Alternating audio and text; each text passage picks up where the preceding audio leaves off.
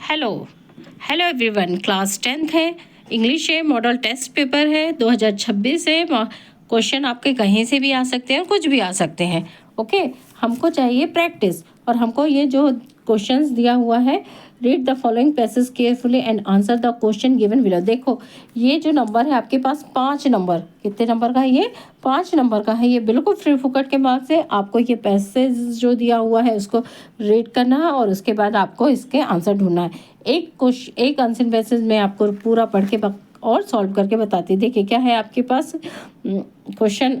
There once was a stingy baker, a poor man would stand outside his bakery every day. एक stingy baker था और एक गरीब व्यक्ति जो बेकरी के आउटसाइड खड़ा रहता था। Enjoying the nice smell and baking bread. वो क्या करता था, जो उसकी स्मेल निकलती थी, खुशबू, उसको एंजॉय करता था जो ब्रेड बन रही होती। The baker was very angry at the poor man. जो बेकर था वो बहुत ही गुस्सा हुआ। He felt them anyone who smelled his delicious product should pay for the smell. He felt that anyone, मतलब उसने, वह जो था, उसने कहा कि जो भी स्मेल्ड हिज डिलीशियस, उसका जो प्रोडक्ट है उसके डिलीशियस स्मेल लेता है, उसका वो क्या करे, पे करे। ठीक। So he took her poor man to the court. और इसलिए उसने उसको कहाँ लेके गया, कोर्ट पे लेके गया। द जज heard the baker complaint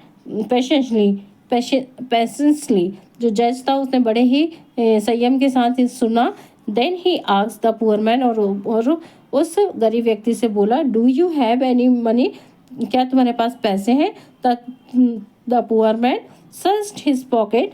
poor man जो गरीब व्यक्ति था उसने खोज की पॉकेट में एंड प्रोड्यूस 2 स्मॉल कॉइन। उसने 2 स्मॉल कॉइन दिया। हाँ, this is all the money, यही मेरे पास है। I have, he said to the जज। जज से उसने कहा ये ही दो कॉइन मेरे पास है। द जज टुक द कॉइन। जज ने उससे पैसा लिया फ्रॉम द पुअर मैन से। And the baker smiled and ईगरली hold out his hand. जो बेकर था वो खुशी, उसने स्माइल किया और उसने बड़े सख्ता से अपने हाथ को फैला दिया। बट द जज did not give the baker her money. पर जज ने बेकर को वो पैसे नहीं दिए। He only jingled the coin together. उसने जिंगल्ड मतलब ऐसे से बजाया, है ना, jingled the coin. He then return them to the poor man. और फिर से उसने वो पैसे जो कॉइन थे गरीब व्यक्ति को वापस कर दिए। Saying the punishment should fit the crime. उसने और कहा कि पनिशमेंट जो सजा थी उस क्राइम के लिए फिट है। The price for the smell of bread shall be the sound of a money. जब जो वो स्मेल ले रहा था, ब्रेड की जो स्मेल रहा था, उसी प्रकार जो मनी है उसके साउंड को उसने बेकर को सुना दिया। तो ये पूरा अनसीन पैसेज है। ठीक है, आपको इसको कितने बार पढ़ना है? इसको एक बार पढ़ लीजिए, फिर तुरंत इसके क्वेश्चन पढ़िए।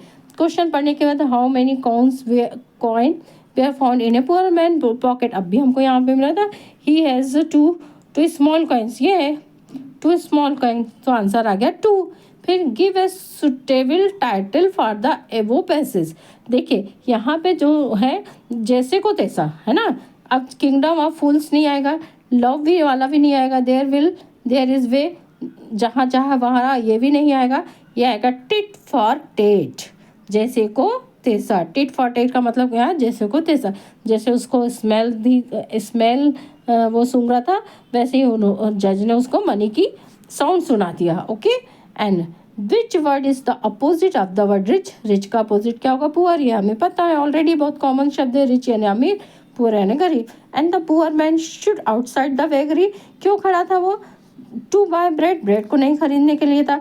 ईट, खाने के लिए भी नहीं करता, वो सिर्फ क्या करता था, स्मेल लेता था, मतलब to enjoy the smell of baking bread. Okay, तो ये थे कितने? ABCD 4 है। And the baker took the poor man. Baker जो था टुक यानी ले गया, पुअर मैन को कहाँ ले गया? Court, bakery, temple, his. Court में ले गया। किसमें? कोर्ट में ले गया। तो ये इस प्रकार से आपको ये अनसीन पैसेज आपको समझकर लिखने पड़ेंगे। और ये फ्री के 5 मार्क्स है, बिल्कुल फ्री के 5 मार्क्स है। बस आपको पढ़ने के बाद आपको क्या ढूंढना पड़ेगा? इसके आंसर ढूंढना पड़ेंगे। मिलते हैं हम अगले नए क्वेश्चंस के साथ, नए प्रॉब्लम के साथ। तब तक आप मेरे चैनल को देखते रहिए, मेरे चैनल को सब्सक्राइब कीजिए। लर्न विद अनुपमा ताम्रकर के साथ।